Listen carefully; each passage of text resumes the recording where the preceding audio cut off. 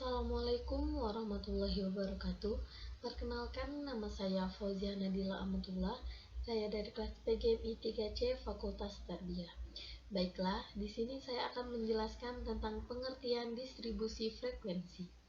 Kata distribusi berasal dari kata distribution, yang berarti penyaluran, pembagian atau pancaran. Jadi, secara mendasar, distribusi frekuensi dapat diartikan sebagai penyaluran frekuensi, pembagian frekuensi, atau pancaran frekuensi. Sedangkan frekuensi sendiri juga berasal dari bahasa Inggris frekuensi, yang berarti kekerapan, keseringan, atau jarang kerapnya. Dalam statistika, frekuensi berarti seberapa kali suatu variabel yang dilambangkan dengan angka atau bilangan berulang kali dalam deretan data angka tersebut. Bismillahirrahmanirrahim. Baiklah, di sini saya akan menjelaskan tentang distribusi frekuensi data tunggal. Nah, distribusi frekuensi data tunggal tersebut merupakan frekuensi tunggal yang merupakan suatu bentuk penyajian data yang hanya memiliki rentan atau nilai frekuensi yang sedikit. Nah, berikut contoh yang tepat. Contoh untuk data hasil nilai ulangan siswa kelas 11 SMA sebagai berikut, dan teman-teman bisa melihatnya dalam PPT yang kami sajikan. Nah, dari data nilai berikut kita akan sajikan dalam bentuk tabel yang disebut dengan distribusi frekuensi tunggal. Dalam bentuk itu. Yang di sini kita akan membuat tabel yang terdiri dari 3 kolom. Adapun yang kolom pertama ini adalah nilai, dan kolom kedua ini adalah tali, dan kolom yang ketiga ini frekuensi. Nah, nilai ini merupakan nilai hasil nilai siswa-siswa tersebut. Nah, di sini ada nilai yang mendapat 3, 4, dan ada pula yang mendapat 9, 8 ataupun 10. Nah, kolom yang kedua yaitu tali ataupun turus. Tali atau turus ini adalah agar untuk mempermudah kita untuk menghitung jumlah, yaitu dia memakai garis-garis tegak dan juga garis miring agar kita dapat dengan mudah menghitungnya. Nah, frekuensi ini merupakan jumlah dari nilai-nilai yang didapat seseorang.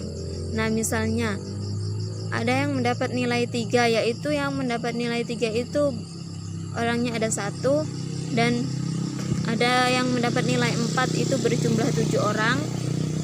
Frekuensi itu jumlah orang yang mendapatkan nilai hasil ulangan ya. Nah, ada pula yang mendapat nilai 8 itu ada 6 orang, dan ada juga yang mendapat nilai 10 itu ada 10 orang. Nah, materi selanjutnya mengenai tabel distribusi frekuensi kelompok. Tabel distribusi frekuensi kelompok yaitu distribusi frekuensi dengan interval nilai yang beragam atau kontinu. Nah, sehingga nilai-nilai tersebut perlu dikelompokkan berdasar intervalnya. Setiap kelas interval itu memiliki besar yang sama. Tabel distribusi frekuensi kelompok itu disusun jumlah data yang akan disajikan cukup banyak, atau sampel penelitian merupakan sampel bersyarat itu 30. Nah, adapun maksud dari sampel bersyarat 30 itu meliputi banyaknya data, dan data tersebut juga memiliki nilai yang beragam atau bervariasi. Nah, di gambar PowerPoint dari kelompok kami itu adalah contoh dari tabel distribusi frekuensi kelompok, yang mana dalam tabel itu terdapat interval kelas, kemudian ada bawah ada tepi atas, ada tepi bawah, kemudian ada rata-rata, terus kemudian ada batas atas, batas bawah, dan yang terakhir ada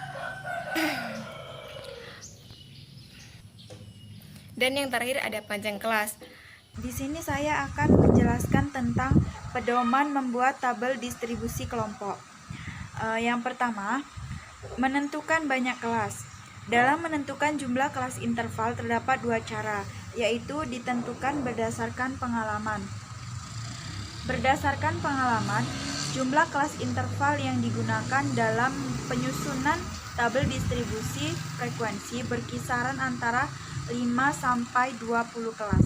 Makin banyak data, maka semakin banyak jumlah kelas. Jumlah kelas paling banyak 20 kelas, karena jika lebih dari itu, tabel lebih panjang sehingga tidak efektif. Yang selanjutnya, yang kedua ditentukan dengan rumus Truges. Rumus Truges yaitu K sama dengan 1 ditambah 3,3 log N. Keterangannya, K adalah jumlah kelas interval, N adalah jumlah data observasi atau jumlah sampel, dan log adalah logaritma. Yang selanjutnya, menentukan rentang data rank. Rentang data ditentukan dengan rumus sebagai berikut, yaitu rank sama dengan data terbesar dikurang dengan data terkecil. Yang ketiga, menentukan panjang kelas. Rumus panjang kelas yaitu panjang kelas rank dibagi dengan banyak kelas. Yang ketiga, yang selanjutnya yang keempat, membuat tabel distribusi frekuensi. Contoh menyusun tabel distribusi frekuensi adalah sebagai berikut. Misalnya, data berikut merupakan hasil sebagian kecil penelitian prestasi 63 mahasiswa di salah satu universitas di Sumatera Utara. Dari hasil penelitian, didapatkan data sebagai berikut, seperti yang ada di tabel di bawah dalam PowerPoint. Assalamualaikum warahmatullahi wabarakatuh. Baiklah, di sini saya akan menjelaskan tentang distribusi frekuensi relatif. Distribusi frekuensi relatif adalah nilai frekuensi yang dinyatakan dalam bentuk persentase bukan angka.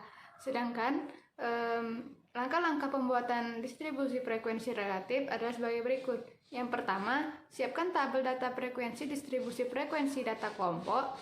Dan yang kedua, cari frekuensi relatif untuk setiap interval kelasnya. Dan yang ketiga, masukkan hasil hitungan frekuensi relatif ke dalam tabel. Oke, kita lanjut distribusi frekuensi kumulatif sekarang. Distribusi frekuensi kumulatif adalah distribusi yang nilai frekuensinya diperoleh dari penjumlahan frekuensi demi frekuensi atau pengurangan frekuensi demi frekuensi. Frekuensi kumulatif ini dibagi menjadi dua, frekuensi kumulatif kurang dari dan frekuensi kumulatif lebih dari. Untuk membuat tabel ini, kita memerlukan tabel frekuensi mutlak atau frekuensi data kelompok dulu. Jadi sebelum membuat frekuensi kumulatif, kita harus menyiapkan frekuensi data kelompok frekuensi mutlak. Sudah itu, kita akan meletakkan angka 0 di atas sendiri di baris pertama. Nah, itu di baris pertama meletakkan angka 0 itu sebenarnya ada banyak cara, tapi ini salah satu caranya. Lalu kita jumlahkan dengan frekuensi mutlak. 0 tambah 1, 1, 1 tambah 2, 3, 3 tambah 17, 20, 20 tambah 3, 23, dan seterusnya. Sudah itu frekuensi kumulatif lebih dari. Frekuensi kumulatif lebih dari ini kita taruh N-nya atau jumlah keseluruhan 40, N-nya 40. 40 ini bisa juga dari frekuensi kumulatif kurang dari yang paling bawah itu 40 dikurang dikurang dengan 1, frekuensi mutlak 1, yang pertama 39 dikurang 2, 37 dikurang 17, yaitu 20, dan seterusnya sampai 0. Mungkin itu yang dapat kami sampaikan, lebih dan kurangnya kami mohon maaf. Assalamualaikum warahmatullahi wabarakatuh.